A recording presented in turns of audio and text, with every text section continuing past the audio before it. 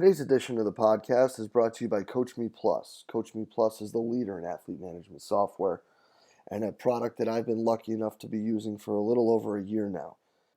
Only rivaled by the impeccable customer service that Kevin and his staff provides, Coach Me Plus's ability to constantly be amoeba-like in their ability to mold and matriculate what you're trying to get across and bring together is absolutely fantastic. Their constant pursuit of better ways and better methods and innovations and progress to their own product is absolutely fantastic. Go over to CoachMePlus.com. Check out what they got, guys. It's something that I guarantee you won't be disappointed with. Today, guys, we're going to sit down and talk with Illinois' interim director for sports medicine and their director of integrated performance, 2016 presenter Randy Ballard. Guys, we're going to talk about working with the athlete in 2016, and it starts out, we're going to talk about the unique setup that Randy has up there in Illinois and how they've built it. They've got this really awesome model that's triangular, as he starts to talk about quite a bit, with the strength coach, the head coach, and him in sports medicine. And they talk about how monitoring and things of that nature have worked their way into it. He gets into where it started and why it started. Then he got into how he got to the whole thing going, how they built it and started to expand it, the evolutions made, and what it's driven and what has driven its development. It's really a cool story, and for people looking to start these sort of things in their programs, it's a great example of listening to someone and being able to take what they've done and build from there. You know, he talks about the commonalities in all of these things and how it leads to communication, building relationships, and driving questions. And it's awesome that we keep hearing these same things, because it means that there's a lot of people that are doing really well that are doing the same thing. So it's neat to hear that. And then Randy gets into what to expect from him in the seminar. And then, as Brett said last week, I asked him the question, what should people be asking you? And is this the right path? Are the questions we are asking the kids and the tech we are using really giving us what we think it is? It's an interesting thought. It's an interesting idea. It's a couple of great questions, and he gets into those. Absolutely fascinating talk, guys. I hope you enjoyed as much as I did. Let's get right to it. I apologize about the phone. I'm probably the first guy on a phone while doing a webcast with you, so that's how I roll. It's big time, dude. It's big time. That's how we roll at Illinois. Yeah, man. This is the Big Ten. Yes, exactly. Exactly. But no, so Landon finally figured out what we were talking about. He sent me like 3 text messages. He had no clue what I was talking about. Imagine that. But yeah. But no, so the setup and how you do kind of the wellness monitoring with the team, I think, is something that's really cool. And then we can just talk about that and how that got going and what you do and how that works with like the whole team, the whole performance team. And then what can people expect from Randy at the seminar? Awesome. So you don't keep it there too long. We'll try to keep about a half hour and let you go on with your day. All right? Sounds great. Record. We're live. All right. Randy, thanks for being on with us today, buddy. Yeah, I'm fired up. This should be fun. Yeah. So a lot of people, when they talk monitoring and they talk, all of the high performance-y type things, they usually look at the strength coach or just a specific person in general doing that on staff. But at Illinois, it's a little different. The interim director of sports medicine is the guy running the show, looking at some of those things. So let's talk about how you designed what you're doing with volleyball there, where it all came from, how you incorporate it, and how that works with your whole performance team. Okay. Cool. Well, as you mentioned, I'm an athletic trainer by training, but I don't really consider myself one. I just consider myself a generalist who has a lot of interests that thankfully administration over the years has let me be organic and just evolve as a professional and as a person and pursue my passions and interests, and that's what I do. So monitoring for me started Oh, well, I mean, I guess it depends on your definition of monitoring, right? Yeah. So, really, for me, I'm very blessed. I have some tremendous mentors. And for me, monitoring in terms of, I think at times people pigeonhole monitoring into GPS or questionnaires or HRV. And really, for me, monitoring is a much more global perspective. I think those things are looking through a rifle scope. And at times we need to back out to maybe 30,000 feet and look at things first and then dial things in. And so, one of my mentors, Gary Winkler, who's a world-class track coach.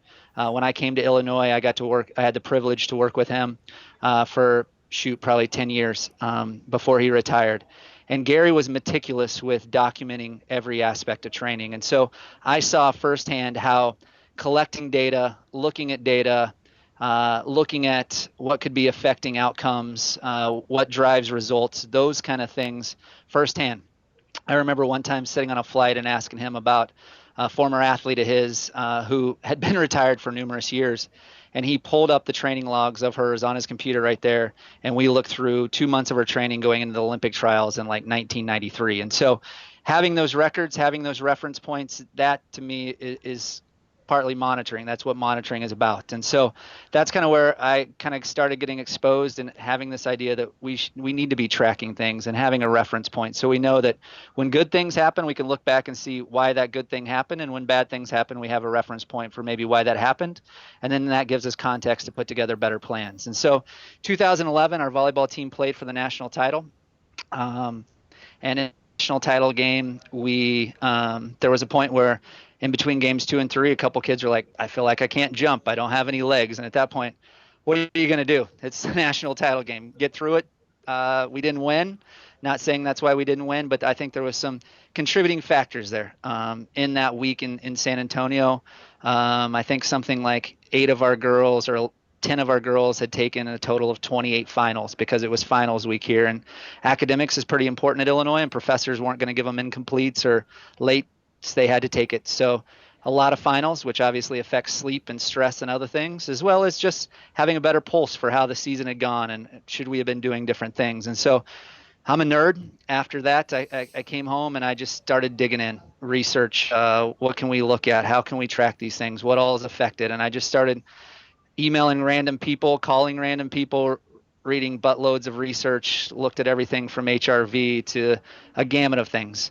And at the time, we didn't have a budget to do anything, so wellness questionnaires was the first thing. So we started there, and then we slowly grew from there. And so now we do a HRV on a daily basis. We do a wellness questionnaire on a daily basis. We count jumps during practice using an app. We do quite a few things, but that's grown piece by piece because I think that's a challenge. I think too many times hear what other people are doing and they try to cut and paste and do all those things versus having a good context, having a good conversation with the coach and strength and conditioning coach and athletic trainer of how do we start, where do we start, what's step one. Hey, you might need to learn how to drive or ride a tricycle before you learn how to drive a car before you get on the information superhighway. So I think those are some of the challenges there. And really, at the end of the day, that triangle, I like to talk about that triangle a lot, and we'll talk about that at the conference. But that triangle between the head coach, strength conditioning coach, and athletic trainer is essential. And if communication and collaboration doesn't exist in that triangle around that student athlete, you're screwed. You're going to end up with bad outcomes, in my opinion. No, What did I 100%. miss? No, no, that was at 1,000 miles an hour. As you just put everybody on the information superhighway there, real quick, bud. But yeah, so let's back up a little bit. Um, let's talk about how all of that now you kind of being the information provider between the other two. How did that get started? A, with the three of you. B, how is that received? Because at many times there that could be looked at as a toe stepping situation, Mm-hmm. depending on a boatload of different things. And Absolutely. you just said you now are looking at three different things, which we've talked about in the past, you and I. But talk about how those progressed. How did A Okay. go to B go to C? Because that I think is really cool. Okay. Well, first off, I agree with your question, but I disagree with that's the way it should work. for me, it's not me driving the bus on this, it's all of us, including our student athletes. If we don't have compliance, if they're not involved, if they don't see the importance of that, if they don't see coaches, strength coaches, athletic trainers making phone calls, sending texts based on that data, making adjustments in practice, they're not gonna be honest, they're not gonna contribute. And so it takes all of us. I don't see this as me running the show on this. In fact, as I've taken on other administrative responsibilities, we've got a volunteer assistant that helps run the data, throw it in Tableau and other things. So I'm not a guy that's saying this is all me. It's not. That's completely false. I'm very blessed to work with a tremendous head coach and a great strength and conditioning coach, and we all work together. And I don't think we have the information. In fact, just this spring, and I'll talk about this at the conference, just this spring we changed some of our questions and how we do them and when we do them, because we're constantly asking how can we get better information and how can we do this better and how can we better engage our student athletes. And if we're not asking those questions, I think we're getting stagnant. We're limiting the possibilities of what we can do. And so going back to your question about how did we go from A to B to C, it started with pen and paper and just asking questions. So over that first spring of 2012, it was, I bet I have it in a file, but I think it was something like 22 different questions that we, not all at once, but over the course of the semester, because we knew in that 5 to 10 question range, we needed to kind of hone in on that 5 to 10 question range. Otherwise, it would be too much to ask for student athletes, because we have to be real. They have a lot on their plate. And if we're going to get compliance, we need to be efficient and we need to be respectful of their time and demands. And so we trialed about, like I said, 20, 25, at most 30 different questions: nutrition, hydration, sleep quality, soreness, energy, mood state, all these different things that you read about in different blogs and research articles. And we came down with what at the time we thought we were getting the best data from about 7 of those. And so we stuck with those 7. But to be honest, if you've ever done pen and paper after about a month of entering that all into Excel and generating reports, it's a lot. And so speaking of information highway, as you can see on this video, I'm talking on a phone hooked to a computer. I'm not the information superhighway kind of guy. I called my brother, who is a computer genius, and I said, I need help. Can you help me design something, do something, build a website, an app, something? And he has a huge interest in sports and other things. And so he's like, yeah, sure. What do you want? So we started talking about it, and he built me a platform and a website where our girls can log in every morning, answer the questions. It gets pushed directly to my phone, like a lot of the apps and platforms are out there. I just did it in-house through a family member at low cost, and got done what I needed to get done to facilitate what we wanted to do here. And so we started with that. And then about that time, we were other pieces such as HRV. And so we beta tested that fall with three kids using the iAthlete finger monitor, not trying to make any of your sponsors mad, Jay, but that's what we used. So three that fall. The next spring we went to 8, and then the next fall we went to the full team using it. And so now on a daily basis, we've since changed to another one. I won't keep naming names, but we now use a different one that uses a phone camera that I'm sure people can figure out, but a phone sensor one, just because it's easy. The kids wake up, they put their finger on the phone, because let's be real, every kid sleeps with their phone on their nightstand, even if they tell you otherwise. And so it's right there. It's easy to do. It's quick. It's efficient. They then enter that number into the platform. It pushes us the results. We dump it into Excel and Tableau, have reports that then we can all talk about and decide what we need to do that day, that week, whatever it may be. Check in with that young lady because soreness or stress is up. And going back to monitoring, a lot of people would call that monitoring. And I'll say this, I've said it before at other presentations, and I'll say it again at yours. I firmly believe our best monitoring tool that we have with our team is the fact that our head coach every 2 weeks sits down for at least an hour with each student athlete, not in his office and at random coffee shops on campus, and just talks to him about how's life, what's going on, everything outside volleyball. They don't talk about playing time, position, setting, etc. He just wants to know how they're doing, how school's going. And then not oftentimes, but occasionally after those conversations, he may call me and say, hey, Susie, which isn't a real student athlete, might need to check in with our sports psychologist, or hey, how's Susie's ferritin levels? She seems really run down. Have we checked that lately? Or do we need to get this person in to see nutrition? I asked her if she had lunch. She hadn't, so we send them to nutrition. And so honestly, I think that communication piece is probably our greatest monitoring tool. We use some of these other ones to then kind of follow up on those 2 weeks in between those meetings and try to do the best we can to share information and use our resources to help these kids grow, learn, do better, perform better, excel in life and on the court. Yeah, and it seems to be something that is a consistently recurring theme in that no matter what you do, if it doesn't drive a conversation, there's no reason to do it. Um, Absolutely. and it's what I think is really neat about the situation that you seem to be in is how the conversation is so how it drives like a shotgun of conversations from not just sports med to the student or sports med to the strength coach or sports med to the coach, but it goes to there and then wherever else it needs to. Um, and yeah, it's neat that you have a head coach that's so forward thinking and involved and ready to be with that. Um, so yeah, that's really It's a lot of awesome. fun, and I'm really blessed to have a great coach and a great strength coach to work with because at the end of the day, that triangle, just like you said, to being able to spread out from that triangle and pull in our resources, it only takes one socially awkward or bad communicator or siloed person or egotistical person or a person that thinks their profession's better than the other profession to mess all that stuff up. And so having that good piece in each of those corners of the triangles is essential. Yeah.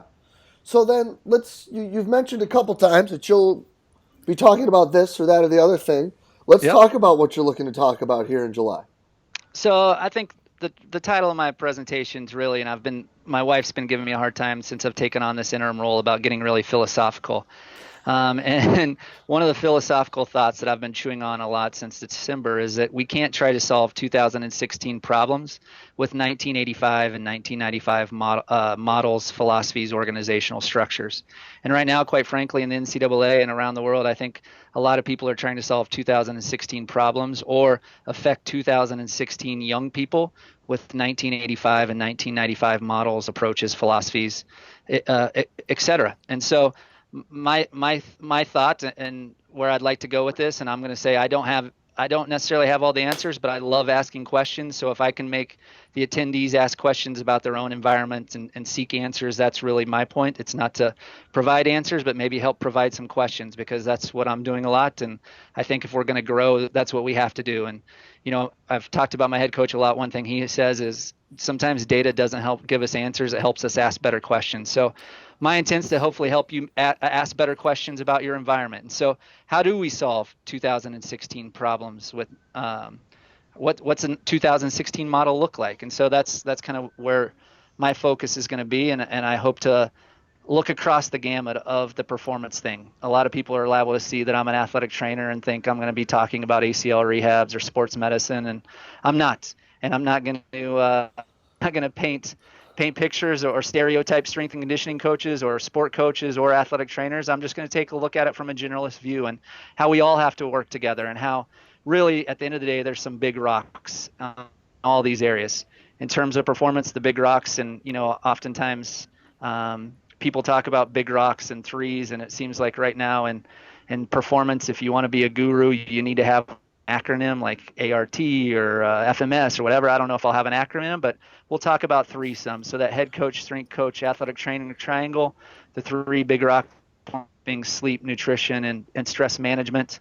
I have a lot of kind of thoughts along those things, and I think that stress piece is huge because going back to your monitoring question early on there, I think a lot of times people use monitoring tools like a check engine light. And unfortunately, at times when they see that check engine light come on, they just drive their car slower because life's busy and they never take the time to really figure out why the hell that check engine light keeps coming on.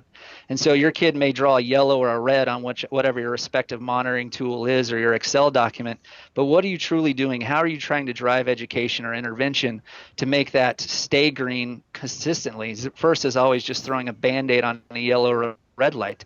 I remember hearing Landon one time say something about you're a professional and they're grown people. How are you educate them? Do your job. And so, it's easy to see your check engine light come on and just keep on driving around town. But what's really causing that thing to keep flipping on? And that's the thing with our young people. Are we having those conversations?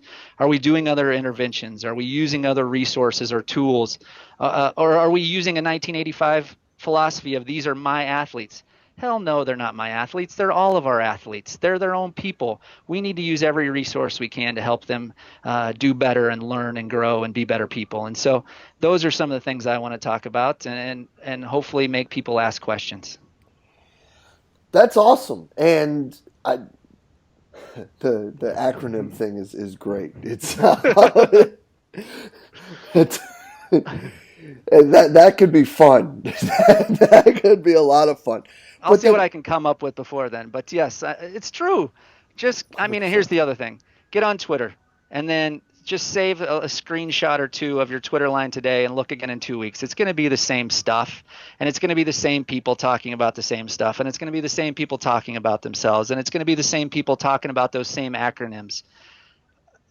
What are you actually doing with the young people in your life to contribute to them? I mean, for me, this is about there's not a question in my mind that I was put on this earth to take care of 18 to 22-year-old kids. And so what are you doing to serve, and what are you doing to grow, and what are you doing to help? And a lot of that starts with communication and collaboration. And sometimes we seek the information highway and we lose sight of the people and communication and collaboration. There's another 3-piece thing for you. Yeah, but no. So the episode that's going to air before this is I interviewed Brett Bartholomew, and all we talked about Awesome. for like 20 minutes, and he got going on it, which was it's killer Awesome. about relationships and building relationships and how especially because he works with fighters, so that's even like a tougher inner circle to get into and how to get that buy-in. But that's really the every time we talk and we talk about all sorts of stuff, it always comes back to that. It still comes back to the relationships, and that just seems to be another just common theme that I think even But here's the though thing. Let's be honest, Jay. It keeps coming back to relationships. But if we go back to that thought that just keeps rattling my head, why are we trying to use 1985 models to solve 2016 problems? If it's really about relationships, how many places have you been, or how many places do you know about the relationship between the strength conditioning coach and the athletic trainer sucks? It's a turf war. yep. And how does that affect the freaking kid? Like, if it's really about relationships, then how are we building that relationship? And then how are we building that relationship with the coach to better serve the kid? It's easy to say when things are going well that I did this, and if things are going bad, well, then it's the strength coach, or if the strength coach, it's the athletic trainer's fault. And it's like, that's not how you build relationships. That's not how you help kids. And so you're exactly right, but it's easy to say that, but what are you really doing to grow that?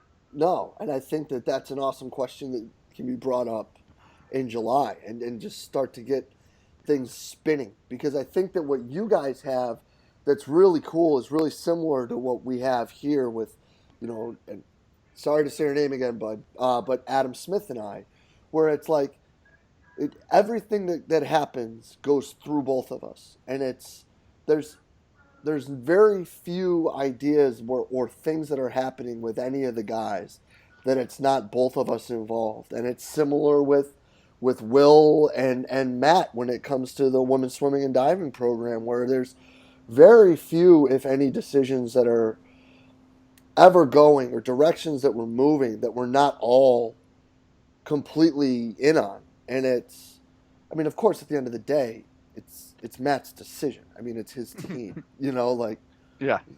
he's the guy Well, at the end of the day, they're adults. It's the kid. well, right, yeah, they could just say screw you, I'm not showing up. But he's the guy that it's at the pinnacle of all of it, winning those 8 championships that he's won. So Right. it's really neat and I'm excited to hear how yours is evolving, how these processes are evolving, and how you question others to get them to push themselves and you forward through the weekend. Absolutely. I mean, if in that triangle that you don't have a good relationship, and the other thing is, just like you said, if they're not pushing you and asking you questions to make you want to grow, you're going to become stagnant and just fall back on old habits, and it's easy just to keep regurgitating the same stuff over and over. No doubt about it. So then, let me throw you a curveball. All right. Since we know where you're going and we've talked about the stuff prior, what is one question that people should be asking Randy Ballard that they're not asking Randy Ballard? Wow. That's a good one. One question they should be asking me. I would say this. One question that I ask myself is this the right path? Is the monitoring the right path? And are the questions we're asking the kids and the technologies we're using really giving us what we think it is? because I at times really wonder about that. And the reason I say that, and I'm going to share some of this data at your conference, is because we've trialed a few different more clinical kind of questionnaires to really get a better gauge of stress, for example, in our student athletes. And I'll share more there, and I'm not trying to hide secrets. I just don't want to get off on too big a tangent because, quite frankly, it could go for a while, and I know you got limited time. But we've used a few of these clinical ones, such as the Perceived Stress Questionnaire, PSQ. And there's times where student athletes through a whole week have rated their stress on a scale of 1 to 10, a 2 or a 3. And then you get the PSQ scores on that same kid, and they're through the roof, almost the point of clinical outcomes that if we were using it in a hospital setting, they would be like, this kid needs an intervention. And so are the questions we're asking even the right questions, or are we going about this the right way in terms of, and that's the questions we're asking ourselves, and those are questions I think you should ask me, and I think those are questions I should ask you, is like, do you really think that is giving you what you think it is? And are there different ways to go about this? Are doing weekly questionnaires better than daily questionnaires, or asking questions at noon versus asking them at 8 a.m., or asking them questions at 9 or 8 o'clock when they get out of practice and have to go to study hall for 3 hours? Are you going to get a better tale of their stress and academic load than if you ask them at 8 in the morning when they're still half asleep and just thinking about getting on class to time? And so I don't have an answer, but I think that's a great question that people should be asking me and asking themselves and asking others, because if we think we have all the answers and have the correct questions they ask and the correct technologies, we're blowing smoke up each other's backsides. That's neat. So you found that when they didn't think they were stressed, they were actually highly stressed. Yes. Allegedly. When asked a different way or through a different format or in a different time, different day, yes, really different story. Interesting. So then what did that drive? Like what was the outcome of that? We've changed some of our questions tremendously. We've changed when we've asked questions. We're trying to put together what we want to do in the fall based on some beta testing we did the last 4 weeks of spring. Of, do we try just getting hours of sleep, quality of sleep, and morning HRV first thing in the morning, and then do we have them do another questionnaire coming into practice about stress or class or academic load or mindset or mental fatigue, and then do we do another one after practice looking at how stressful is your evening going to be, how much homework do you have, things like that. A good and the other thing is, you look at like SAWS research, and clearly subjective questionnaires may tell us or do tell us more than some of the objective things depending on things, and I'm sure people will disagree with me there, but I think that it's a different approach, and it gives you some different information, subjective versus objective. And so, instead of maybe asking stress, like, do 18 to 22-year-olds even know how to answer that question? I mean, the vast majority of them are overwhelmed and underprepared. Let's be real. And just look at the mental health challenges in that demographic. They're skyrocketing. And so it's a convoluted challenge that we're dealing with on a daily basis and taking care of 18 to 22-year-olds. But I think we have to go back and say, are we asking the right questions? And if we're not, then maybe do we just need to rephrase them different? Like we found just asking, do you feel like if life is a bus, for example, are you driving the bus or is someone else? That may tell you more about their stress level than just saying, rate your stress on a scale of 1 to 10. That's an interesting question. So do you feel as though you're in control of what's going on or not? Yes. And let's be real, everyone's different. Some people just want to jump in the back of the minivan and go for a ride, and other people want to be the one driving the bus. And then there's some people that want to be like driving their bus with their head hanging out the sunroof. And so you have to figure out what's for that. And so you have to have some contextual data for some time, as well as some conversations in a relationship with that kid to know, like, hey, this is bad for this kid or this is good for this kid. But we're just starting to pick the top of the iceberg, I think, in terms of all of us, not just us here at Illinois, but there's so much more going on under the water that we don't realize with these kids. And we've got to do a better job and keep asking ourselves, what is the best way to go about getting what we need to do to make the best intervention and drive the best program. And really at the end of the day, better prepare them for the life after here. Yeah, no, that's stellar. And that's a great analogy too with the bus and and driving. That's fantastic. So then where do you see this going now in the future with this from where you guys are now with the Yep. beta test moving forward? Where do you see this for University of Illinois this time next year? This time next year, I think we're going to have way more people involved than we do now. We're already reaching out to people on campus in terms of sports psychologists and clinical psychologists and people who write questionnaires for their livelihood and develop these things. And so we're reaching out to those people. We're bouncing ideas off them, and I hopefully we can grow that network to kind of get some feedback. But more importantly, we're engaging our student athletes. Luckily, we've created a culture where our kids give us feedback and tell us, like, I don't think this is really getting at what you think it's getting at. And so I think we're going to continue to evolve our questions, ask different questions. We're definitely already decided we're going to do questions differently in terms of how we space those out, most likely first thing in the morning, before practice and after practice, as well as we're trying to figure out what's the best way to ask the questions that we want to ask. And then I think the other question we have to ask is, how do we context or put into context performance? Or is that just by free throw percentage, 3-point percentage, wins, losses?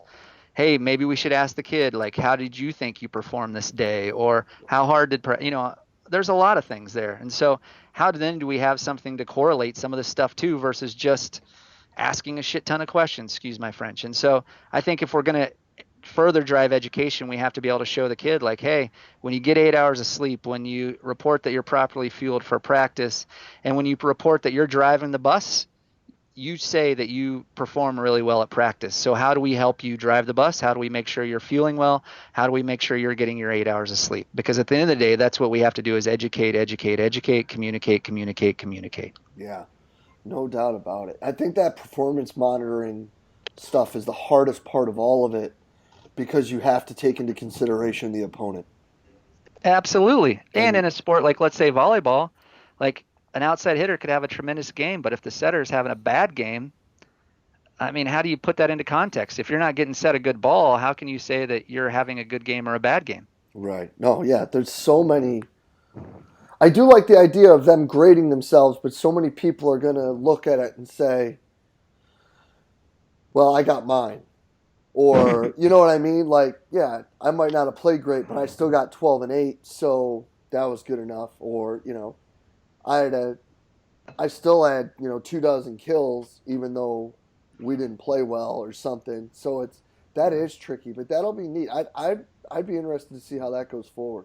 Yeah, absolutely. And that's the other great thing about the people I work with, is we don't think we have answers, but we're willing to share and have conversations with others about what they think about stuff, because I'm just a big crock pot of ideas and mentors and other things that people have poured into me, and I'm letting it simmer, and I'm willing to share that with whoever. Yeah, no, man. But I'm excited to hear it. I'm excited to see it because it's going to be a blast having you here in July, buddy. I appreciate you taking the time, Randy. This is awesome, man. We're going to get this up here in a couple weeks. People are going to love this. Awesome. Looking forward to it, Jay. Yeah, brother. Appreciate it. Yep. And a huge thank you to today's guest, Randy Ballard. Guys, an absolute gem in the profession, a guy who's doing absolutely fantastic things, leading the way, and really at the forefront of this athlete-centered model and thinking through and developing these formulas and programs to get these kids in the right spot. I can't thank Randy enough for taking the time. Super awesome talk, a ton of great information. I hope you guys took as much from it as I did, and as always, if you enjoyed it, please share it through the social media outlet of your choice, Facebook, Twitter, Instagram, whatever it may be. Help us spread the word, guys. We're just trying to get good information out there to coaches. And I hope that you're as excited as we are to have Randy on the docket. And this was just, to kind of, set your appetite there a little bit for it, because Randy's going to bring it, man. I'm really excited to have him on. I hope you guys are too. And we will see you guys next week with another awesome guest. Thanks for being part of Central Virginia Sport Performance. We will see you then.